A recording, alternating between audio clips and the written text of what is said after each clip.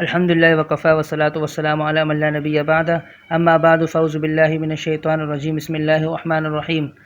خلاصہ قرآن part number 1، دشمنوں کو معاف کرنا انبیاء علیہ الصلاۃ والسلام کا شیوا ہے۔ سورہ یوسف آیت نمبر 92۔ اللہ رب العالمین نے فرمایا یوسف علیہ السلام کا تذکرہ کرتے ہوئے سورہ یوسف میں کہ یوسف علیہ السلام نے اپنے بھائیوں سے کہا جب بھائی معافی مانگنے آئے، فرمایا لا تثریب علیکم اليوم یغفر اللہ لکم وهو ارحم الراحمین۔ آج کے دن تم پر کسی قسم کی کوئی سختی نہیں، کوئی ملامت نہیں، کوئی ڈانٹ ڈپٹ نہیں، بس یغفر اللہ لکم، اللہ تمہیں معاف کرے، اللہ تمہیں بخش دے، اور وہ سب سے زیادہ رحم کرنے والا ہے، جتنے بھی رحم کرنے والے ہیں ان سب میں سے زیادہ رحم کرنے والا ہے۔ یہ ہے شان نبوت۔ اگر کوئی دوسرا آدمی ہوتا تو وہ ایسے قصورواروں پر قابو پا لینے کے بعد انہیں ہرگز معاف نہ کرتا۔ یہی سلوک نبی صلی اللہ علیہ وسلم نے فتح مکہ کے بعد وہاں کے رہنے والوں سے فرمایا۔ اے معاشر قریش، بولو کیا کہتے ہو؟ انہوں نے کہا ہم کہتے ہیں آپ رحیم و کریم بھتیجے اور چچا زاد بھائی ہیں۔ آپ صلی اللہ علیہ وسلم نے پھر ان کے سامنے اپنی بات دہرائی، انہوں نے وہی جواب دیا تو آپ صلی اللہ علیہ وسلم نے فرمایا پھر میں وہی کہتا ہوں جو میرے بھائی یوسف علیہ السلام نے کہا تھا، لا تثریب علیکم اليوم یغفر اللہ لکم، کہ آج کے دن تم پر کوئی ڈانٹ ڈپٹ نہیں، کوئی سختی نہیں۔ یہ سنن الکبریٰ امام نسائی کی اس میں یہ روایت موجود ہے۔ آپ اندازہ لگائیے کہ یوسف علیہ السلام کے ساتھ ان کے بھائیوں نے کتنی زیادتیاں کی تھی، اور محمد مصطفیٰ صلی اللہ علیہ وسلم کے ساتھ مشرکین نے، قریش مکہ نے کتنی زیادتیاں کی تھی، لیکن اس کے باوجود یوسف علیہ السلام نے بھی اپنے بھائیوں کو معاف کیا، اور اللہ کے نبی صلی اللہ علیہ وسلم نے بھی قریشیوں کو معاف کر دیا۔ یہ ہے اصل صلہ رحمی۔ عبداللہ بن عمر رضی اللہ تعالی عنہما بیان کرتے ہیں رسول اللہ صلی اللہ علیہ وسلم نے فرمایا لیس الواصل بالمکافی ولکن الواصل الذی اذا قطعت رحمہ وصلھا۔ صحیح بخاری کے اندر حدیث موجود ہے۔ فرمایا کہ صلہ رحمی یہ نہیں کہ صلہ رحمی کا بدلہ صلہ رحمی سے دیا جائے، یہ تو مکافات ہے، یہ تو برابری ہے۔ فرمایا صلہ رحمی اسے کہتے ہیں کہ ایک شخص آپ کے ساتھ رشتہ توڑتا ہے لیکن آپ اس کے ساتھ صلہ رحمی کرتے ہیں، یہ مکافات والا معاملہ نہیں ہوتا ہے، معاملہ یک طرفہ ہوتا ہے، یہ ہے صلہ رحمی۔ تو ہمیں معاف کرنا چاہیے، درگزر کرنا چاہیے۔ رسول اللہ صلی اللہ علیہ وسلم نے فرمایا وما زاد اللہ عبدا بعفو الا عزا، جو معاف کرتا ہے، درگزر کرتا ہے، اللہ رب العالمین جو ہے اس کے عزت میں اضافہ کرتا ہے۔ کسی کو معاف کرنے سے عزت میں کمی نہیں بلکہ اضافہ ہوتا ہے، اور یہ انبیاء علیہ الصلوۃ والسلام کا شیوا ہے، اور ہمیں بھی اس کو اپنانے کی کوشش کرنی چاہیے۔ پوائنٹ نمبر 2، ایمان لانے کے باوجود اکثر لوگ مشرک ہیں۔ سورہ یوسف آیت نمبر 106۔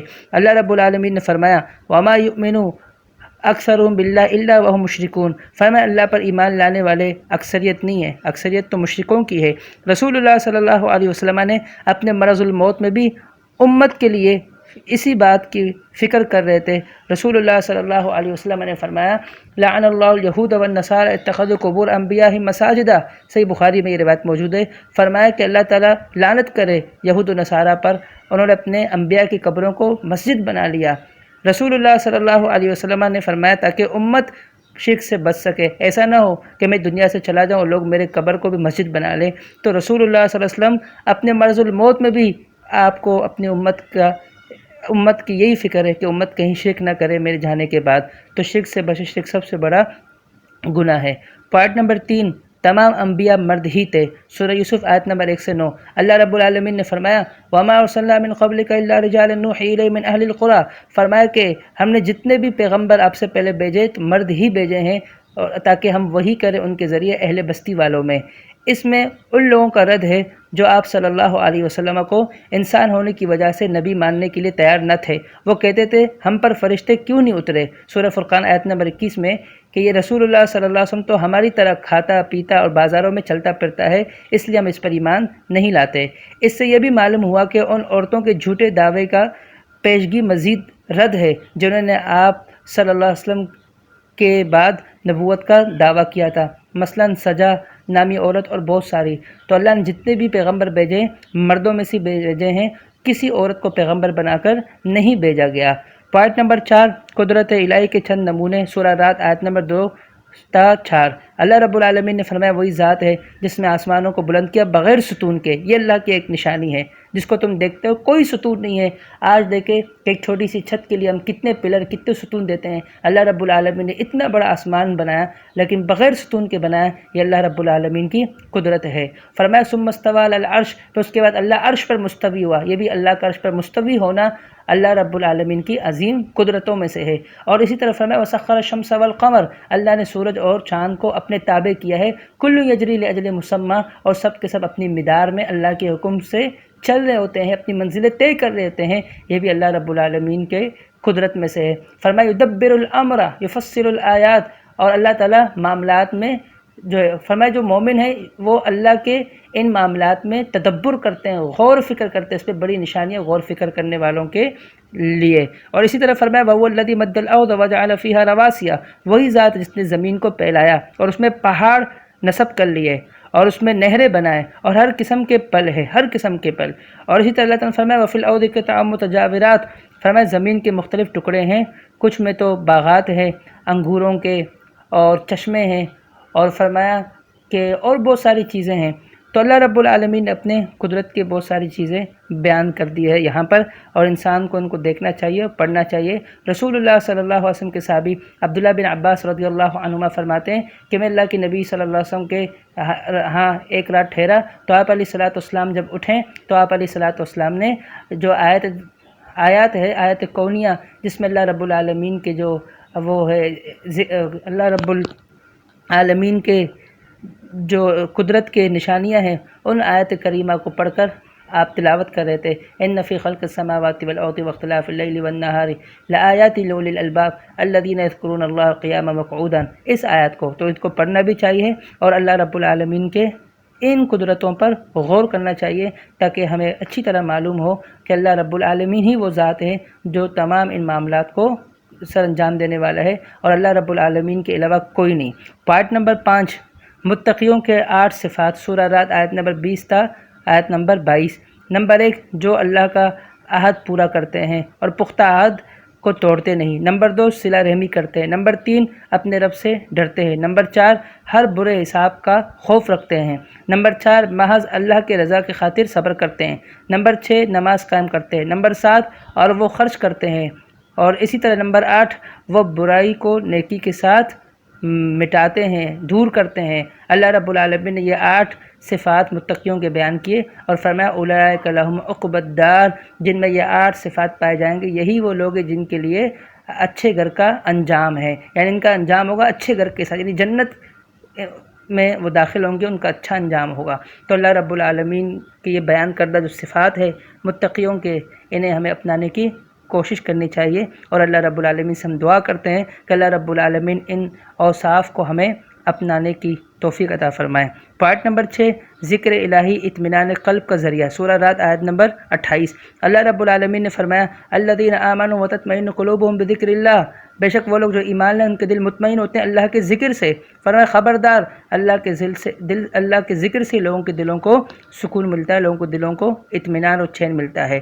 دوسرے مقام پر اللہ رب العالمین نے فرمایا وَمَنْ أَعْرَضَ عَنْ ذِكْرِي فَإِنَّ لَهُ مَعِيشَةً ضَنْكًا وَنَحْشُرُهُ يَوْمَ الْقِيَامَةِ أَعْمَىٰ، فرمایا جو میرے ذکر سے اعراض کرے گا، منہ موڑے گا، تو فرمایا اس کی زندگی میں تنگ کر دوں گا، اس کی معیشت میں تنگ کر دوں گا۔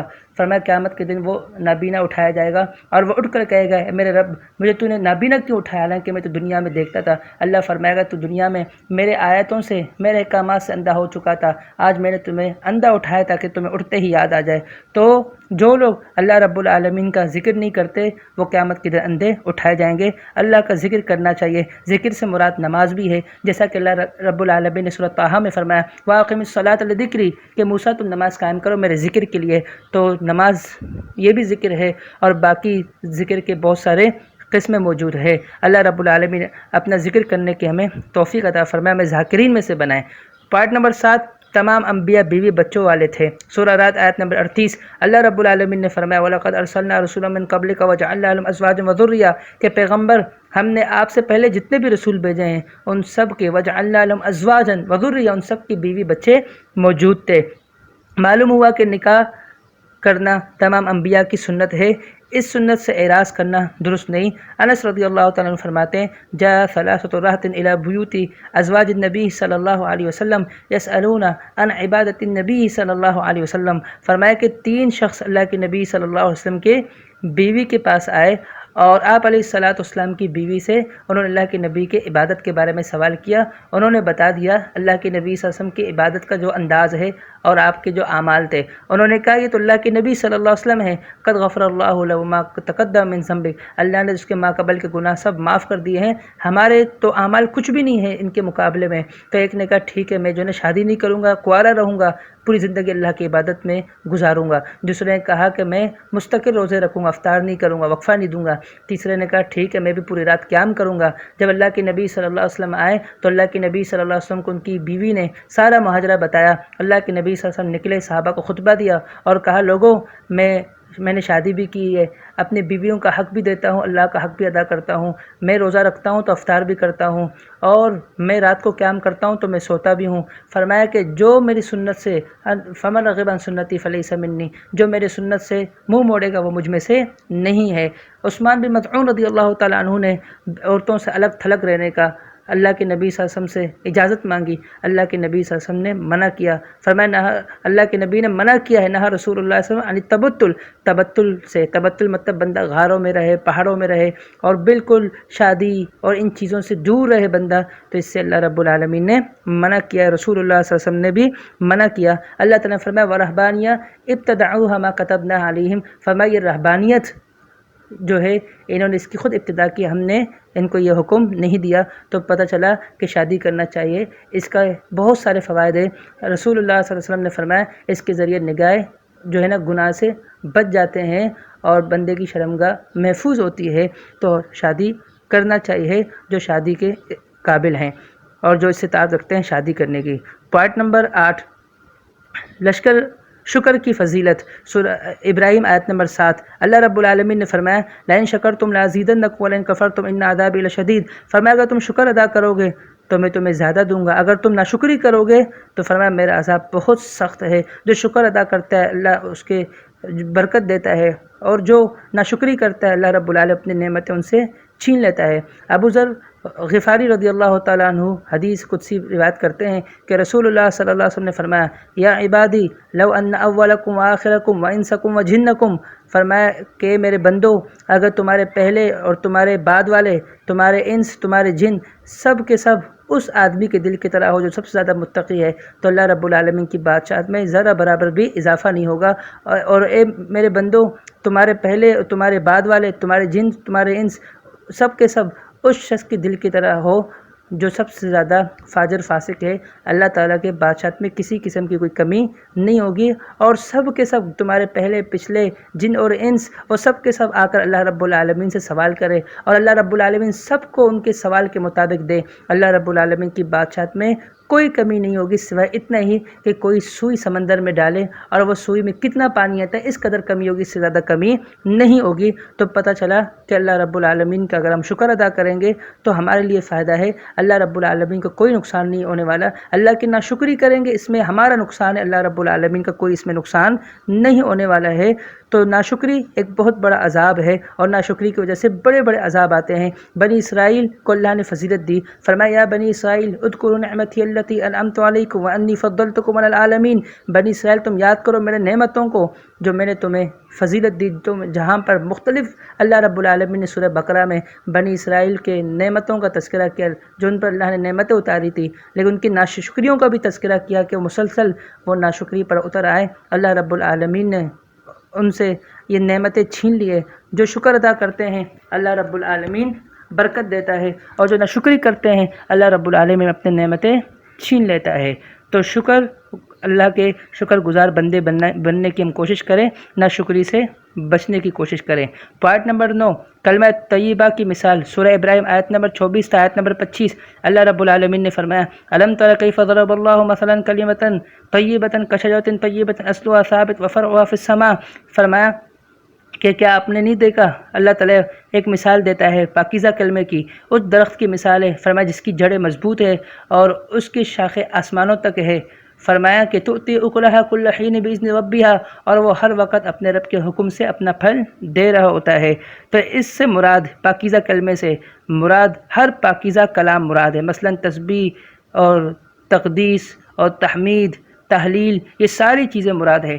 رسول اللہ صلی اللہ علیہ وسلم نے کھجور کے درخت کو مومن سے تشبیہ دی ہے، فرمایا کہ اس کے پتے کبھی نہیں گرتے۔ صحیح بخاری کے اندر عبداللہ ابن عمر رضی اللہ عنہ سے روایت موجود ہے، رسول اللہ صلی اللہ علیہ وسلم نے فرمایا ان من الشجرۃ شجرۃ لا يسقط ورقها فهي كمثل المسلم اخبروني ما هي، فرمایا درختوں میں سے ایک ایسا درخت بھی ہے جو جس کی مثال مومن کی جیسی ہے، فرمایا مجھے بتائیے وہ کون سا درخت ہے۔ صحابہ کرام رضوان اللہ علیہم اجمعین نے مختلف جواب دیے۔ آپ علیہ الصلوۃ والسلام نے فرمایا یہ نخلا، وہ کھجور کا درخت ہے۔ کھجور کا درخت اس کی جڑیں مضبوط ہوتی ہے اور اس کی شاخیں بلند ہوتی ہے، تو فرمایا مومن کا ایمان بھی اس طرح مضبوط ہوتا ہے اور اس کے جو ارادے ہوتے ہیں بڑے بلند ہوتے ہیں اس کے ارادے، تو فرمایا وہ ہر وقت اپنا پھل دیتا ہے، تو مومن بھی ہر وقت فائدہ مند ہوتا ہے، کسی بھی وقت مومن کسی کے نقصان کا باعث نہیں بنتا۔ پوائنٹ نمبر 10، اللہ کے نعمتوں کا شمار ناممکن ہے۔ سورہ ابراہیم آیت نمبر 36، اللہ رب العالمین نے فرمایا وَإِن تَعُدُّوا نِعْمَةَ اللَّهِ لَا تُحْصُوهَا، اگر تم اللہ کے نعمتوں کو شمار کرنا چاہو تو اللہ کے نعمتوں کو شمار نہیں کر سکتے۔ ابو الہیثم والا واقعہ کہ اللہ کے نبی صلی اللہ علیہ وسلم ابو الہیثم کے گھر تشریف لے کر گئے، تو ابو الہیثم کہیں گئے ہوئے تھے، ہیثم ان کی بیوی موجود تھی، اللہ کے نبی صلی اللہ علیہ وسلم کو گھر آنے کے لیے اندر آنے کے لیے کہا۔ جب آپ وہاں گئے تھوڑی دیر بعد ابو الہیثم بھی تشریف لے کر آئے، تو ابو الہیثم نے پورا لمبا واقعہ ہے، میں اختصار کے ساتھ ذکر کر رہا ہوں، تو ابو الہیثم نے اللہ کے نبی صلی اللہ علیہ وسلم اور صحابی رسول کا وہ بھوک دیکھ کر آپ کے سامنے ٹھنڈے پانی اور کھجور رکھ دیے، آپ نے ٹھنڈا پانی بھی پیا، کھجور بھی کھایا، پھر آپ نے فرمایا کہ ان نعمتوں کے بارے میں کل قیامت کے دن سوال کیا جائے گا، اور اللہ رب العالمین نے فرمایا ثم لتسألن عن النعیم ثم لتسألن یومئذ عن النعیم، قیامت کے دن تم سے ان نعمتوں کے بارے میں ضرور پوچھا جائے گا۔ تو ہم جتنے بھی اللہ کی نعمتیں استعمال کر رہے ہیں ان سے فائدہ اٹھا رہے ہیں، ہم سے پوچھا جائے گا، ہم احتیاط کے ساتھ نعمتیں اللہ رب العالمین کے استعمال کریں، ان سے فائدہ اٹھائیں اور اللہ تعالیٰ کا شکر گزار بندے بنیں، تاکہ اللہ رب العالمین کہ ہاں ہم سرخرو ہوں۔ وقولوا لہذا استغفر اللہ لی ولکم وآخر دعوانا ان الحمد للہ رب العالمین۔